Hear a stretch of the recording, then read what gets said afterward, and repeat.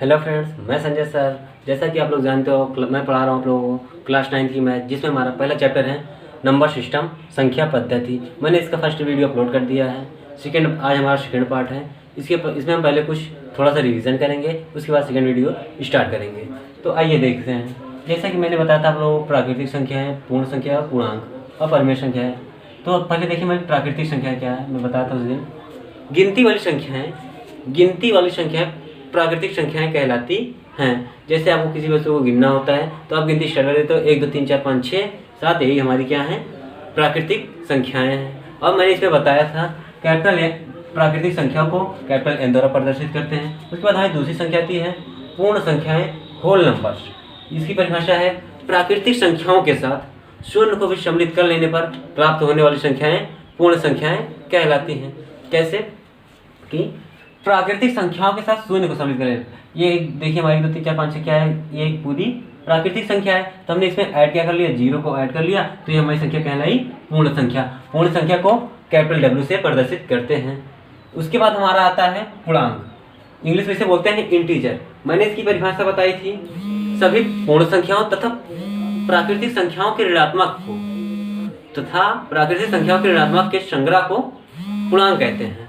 मतलब कि देखो, जैसे मैंने बताया था, सभी पूर्ण संख्याएं, ये हमारी पूर्ण संख्या है, और तथा प्राकृतिक संख्याओं की ऋणात्मक, ये हमारी प्राकृतिक संख्या जिसके ऋणात्मक मतलब उसमें माइनस का चिन्ह लग गया, तो यही इन सब का संग्रह जो होता है वो कहलाता है पूर्णांक। मैंने एक चीज और बताया था, पूर्णांक 2 प्रकार के होते हैं। जैसे कि यहाँ से देख लीजिए, ये इस साइड का जो होगा ये हमारा पॉजिटिव पूर्णांक होता है, मतलब धनात्मक पूर्णांक होता है, और इस साइड का जो होता है ये हमारा ऋणात्मक पूर्णांक होता है। और शून्य जो है, यहाँ पे जो शून्य है, ये ना तो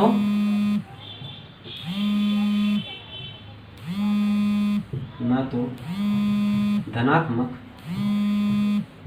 ना तो ऋणात्मक। जो हमारा शून्य है, ये जो पूर्णांक है, शून्य जो पूर्णांक है, ये ना तो धनात्मक है ना तो ऋणात्मक पूर्णांक है। इसके बाद हमारी आती है परिमेय संख्याएं, इंग्लिश में इसे बोलते हैं रेशनल नंबर्स। मैंने इसकी परिभाषा बताई थी, वे संख्याएं जिन्हें हम P अपान Q के रूप में लिख सकते हैं, जहां P तथा Q पूर्णांक और Q डज नॉट इक्वल 0 होना अनिवार्य है। क्या क्या देख लीजिए, मतलब कि जिसे हम वे संख्या जिन्हें हम P अपान Q के रूप में लिख सकते हैं, और जहां पर P तथा Q क्या होने चाहिए, P तथा Q पूर्णांक हो और Q डज नॉट इक्वल 0 होना अनिवार्य है। मतलब कि वे संख्या जिन्हें हम P अपान Q के रूप में लिख सकते हैं, तथा जहां पर P तथा Q पूर्णांक हो और Q does not equal 0, Q कभी भी 0 के बराबर नहीं होना चाहिए, वे सारी संख्याएं हमारी परिमेय संख्याएं कहलाती हैं। जैसे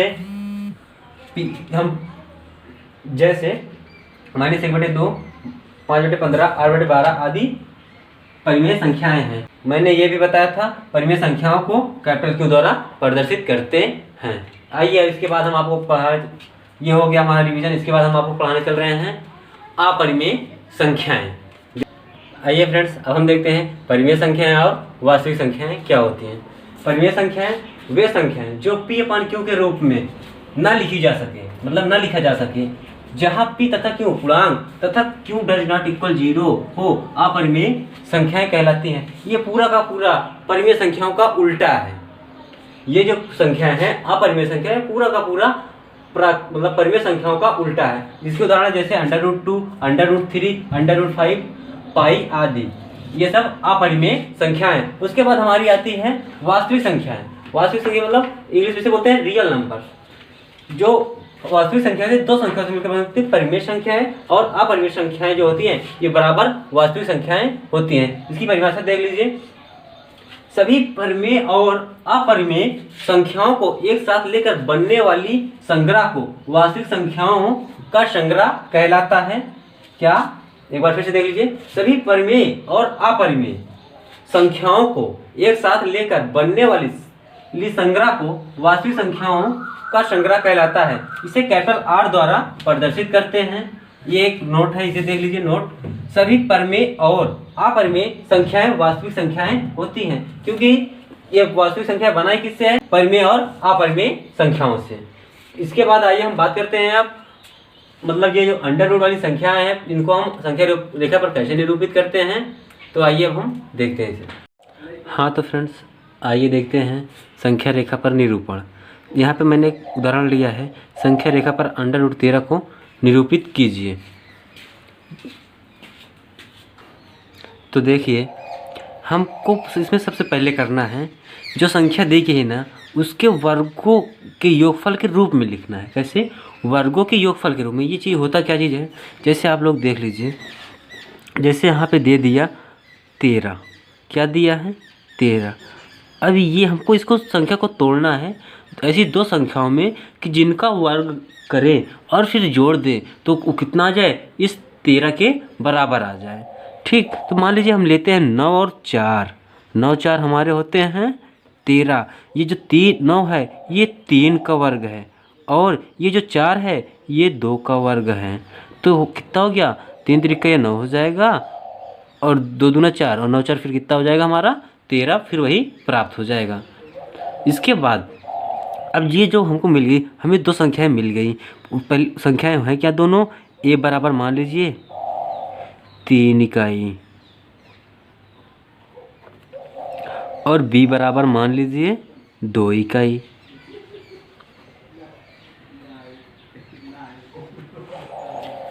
अब आपको करना क्या है, आपको पटरी की सहायता से एक रेखा खींचनी है। एक रेखा खींच लीजिए इस प्रकार से, एक रेखा खींचिए। उसके बाद आप गोला प्रकार लीजिए, गोला प्रकार लीजिए। पहले कहीं भी एक बिंदु खींच लीजिए यहाँ पे। उसके बाद इस गोला प्रकार की सहायता से आप कुछ लाइनें ऐसे, कुछ लाइनों को ऐसे कट कीजिए, ऐसे ऐसे ऐसे। अब जहाँ जहाँ पे ये कट गए, ये मान लीजिए हमारा पहला क्या होता है 0, फिर 1, फिर 2, फिर 3, फिर 4। अब देख लीजिए पहले आपको कितना चलना है, 3 इकाई। a बराबर कितना, 3 इकाई। तो 1 2 3 हमारा यहाँ पे मिल गया, हमारा 3 यहाँ पे मिला, हम इसे बिंदु a मान लेते हैं। इसके बाद करना क्या, जहाँ पे बिंदु a मिला हमको यहाँ पर एक 90 डिग्री का कोण बनाना है। तो 90 डिग्री का कोण बना लिया। आप चांदा का यूज कर सकते हैं, चांदा लीजिए और चांदे से आप यहाँ पर एक 90 डिग्री का कोण बना दीजिए। 90 डिग्री का कोण बना दीजिए यहाँ पे। जैसा कि देख लीजिए मैंने यहाँ पे बिंदु 90 डिग्री का है, मैंने क्या किया यहाँ पे एक 90 डिग्री का कोण बना दिया इस रेखा पे।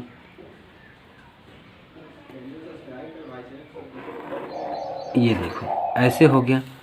अब आपको करना क्या है, अभी तक आपने जैसे यहाँ तक 2 3 आए थे ना, 4 आए थे। अब यहाँ पे आपको इसी गोले प्रकार को एक आपका एक यहाँ पे आएगा, 2 यहाँ पे आएगा।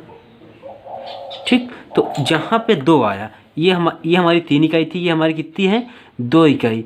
इसे बिंदु आप B मान लीजिए। अब उसके बाद आपको करना क्या है, उसके बाद आप ना एक पटरी की सहायता से ये जो बिंदु O है, सॉरी 0 है, यहाँ पे इसको यहाँ पे बिंदु O भी मान लीजिए है। O और B को मिला दीजिए, O और B को यहाँ से ऐसे मिला दीजिए। ये मिल गया। तो अब देखिए ये पूरी हमारी कितनी है, ये पूरी 3 इकाई है, ये पूरी हमारी कितनी है 2 इकाई है।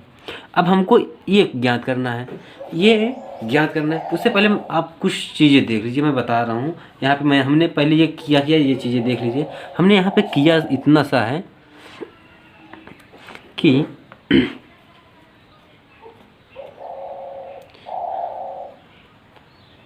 संख्या रेखा पर हमने पहले किया क्या, ये जो हमारी संख्या रेखा है, संख्या रेखा पर OA कितना है, OA बराबर 3 इकाई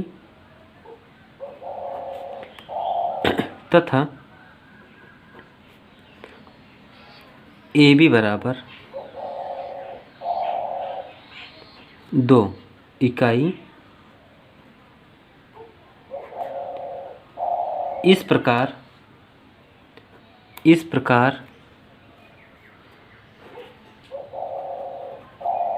खींचा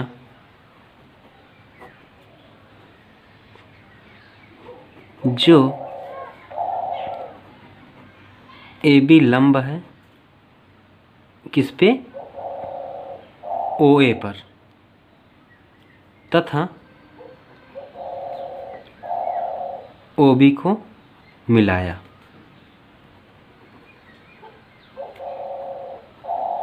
देख लीजिए हमने क्या किया, सर्वप्रथम सबसे पहले क्या किया, एक रेखा खींच ली, उस पर ए ओ हमारा कितना है 3 इकाई है और ए बी हमारा कितना है 2 इकाई है। इस प्रकार खींचा कि जो ए ओ है, सॉरी ए बी है, ए ओ पर क्या है लंब है, तथा ए बी को हमने मिला दिया। अब हम यहाँ पे लगाएंगे क्या, पाइथागोरस प्रमेय का यूज करेंगे। किसका, पाइथागोरस प्रमेय का यूज करते हैं यहाँ पे हम लोग। देख लीजिए कैसे,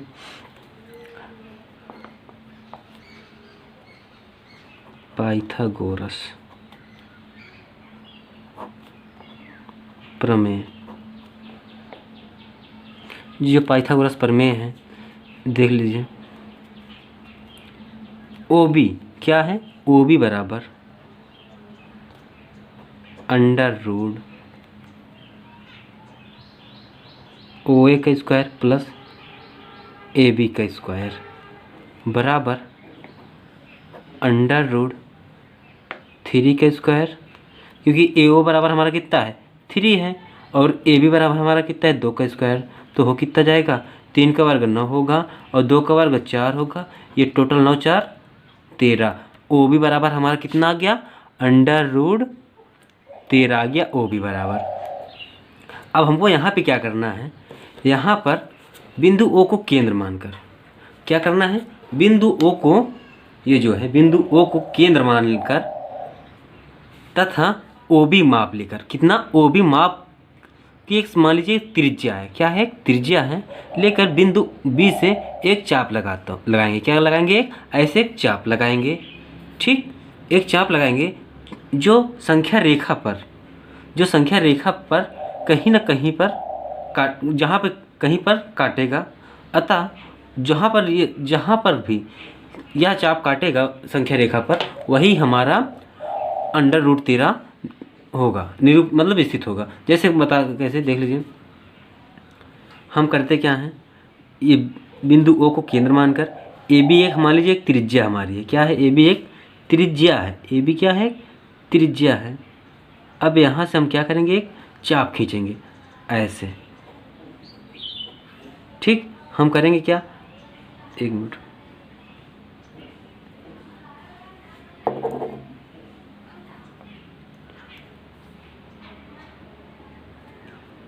ये हमारा क्या बिंदु ओ, इसे केंद्र मानकर ए बी त्रिज्या मान लीजिए, और यहाँ से हम एक ऐसे चाप लगाएंगे। ठीक, ऐसे चाप लगा दिए। अब जहाँ पर ये काटा, ये चाप संख्या रेखा को जहाँ पर काटा, मान लीजिए बिंदु हमारा क्या है सी है, जहाँ पर काटा तो ये हमारा क्या हो गया ओ सी, क्या हो गया ओ सी जो माप होगी, ये जो ओ सी माप होगी हमारे किसको निरूपित करेगी, अंडर रूट 13 को निरूपित करेगी। देख लीजिए कैसे, मैं बता दे रहा हूँ। यहाँ इसमें हमने किया क्या, यहाँ बिंदु ओ को क्या किया, ये जो बिंदु ओ था, ओ को केंद्र मानकर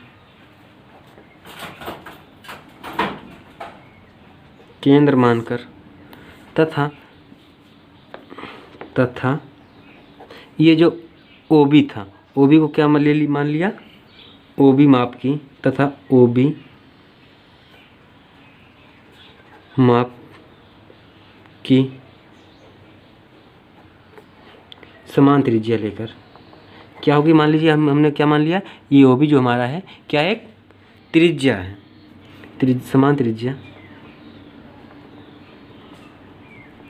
समान त्रिज्या लेकर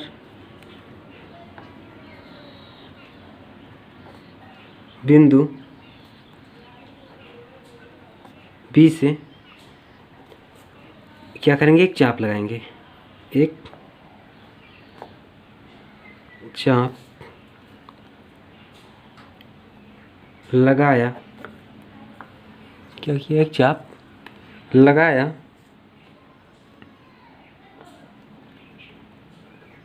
जो कि संख्या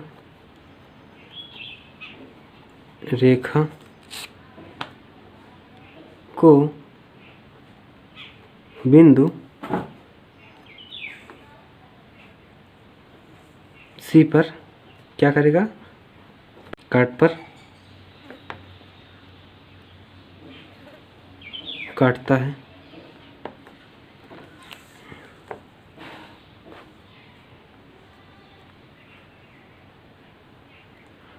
है।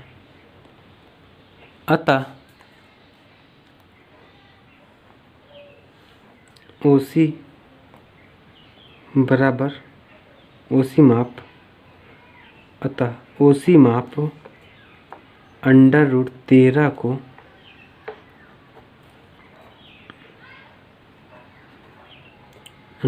को निरूपित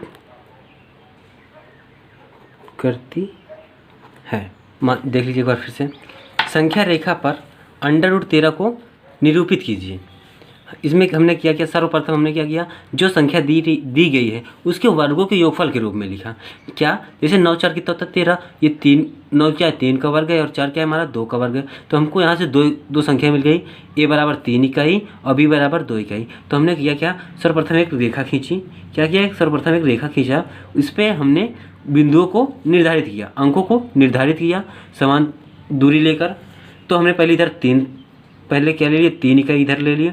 फिर हमने क्या किया, यहाँ पर एक समकोण त्रिभुज बनाया। क्या बनाया, एक समकोण त्रिभुज। चांदा की सहायता से यहाँ पे एक 90 डिग्री का कोण बनाया। उस पर हमने कितनी इकाई चले, 2 इकाई चले। 2 इकाई के बाद जहाँ हमारा 2 इकाई था वहाँ पे हमने क्या मान लिया, बिंदु B मान लिया। उसके बाद हमने क्या किया, OB को मिला दिया।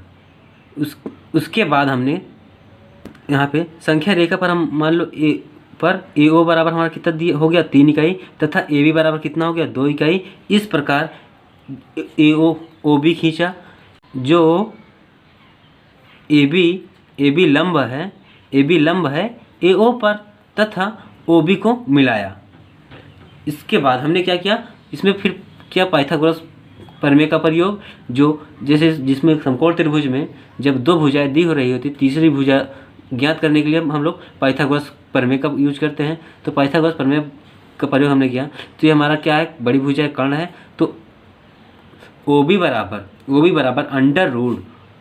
√OA का होल स्क्वायर प्लस AB का होल स्क्वायर।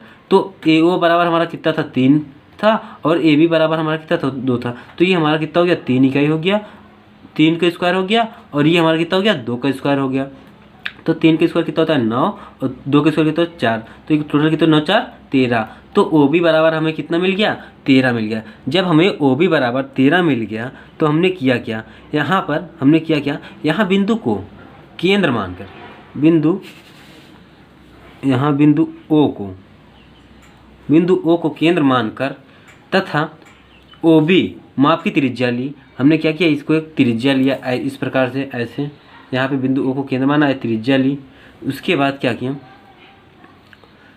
OB माप की त्रिज्या लेकर बिंदु O से एक चाप लगाया। ऐसे यहाँ पे हमने चाप लगाया, जो कि संख्या रेखा पर बिंदु C पर काटता है। तो जहाँ पर काटा ये हमारा क्या हो गया, OC माप जो होगी, OC माप किसको पर निरूपित कर रही है, √13 को। उम्मीद है कि मुझे आप लोग क्वेश्चन समझ में आ गया होगा। उम्मीद है बच्चों यह वीडियो आपको पसंद आया होगा। अगर पसंद आया होगा तो लाइक ज़रूर कीजिएगा और कमेंट में बताइएगा कि यह वीडियो कैसा लगा। अगर आपको कोई प्रॉब्लम हो रही है तो कमेंट कीजिए, मैं आपके कमेंट का रिप्लाई जरूर दूंगा। आप लोग इस वीडियो को ज़्यादा से ज़्यादा शेयर करें, लाइक करें, कमेंट करें एंड सब्सक्राइब करें। जो हमारा नेक्स्ट वीडियो होगा वो हमारा बनेगा एक्सरसाइज पर। Thank you for watching my video.